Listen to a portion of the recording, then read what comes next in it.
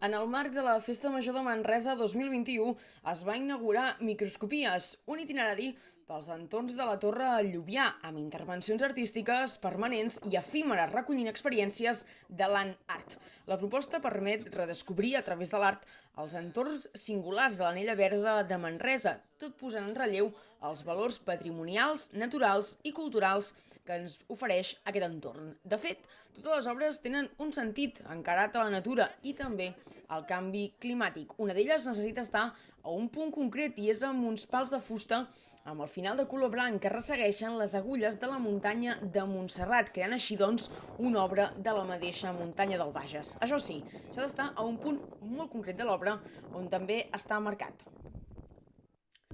I a l'Esteve Dalmau, que gràcies, moltes gràcies a la brigada i de Parcs i Jardins de Manresa, que ens ha portat tot unes restes de poda que ell, d'una manera molt tossuda, malgrat el sol, malgrat fins i tot la tempesta de fa 2 dies, ha anat tallant i fent aquesta obra que no vull desvetllar perquè m'agradaria que l'aneu a veure.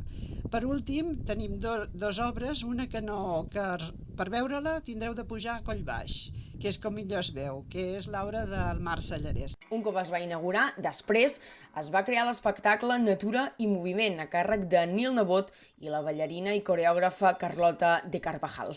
Va ser una intervenció a la natura que posa èmfasi en el moviment produït per crear la mateixa obra, uns moviments amb patrons i comportaments propis de la vida a les ciutats que es contrasposen a un tipus de moviment mecanitzat més coherent amb l'entorn.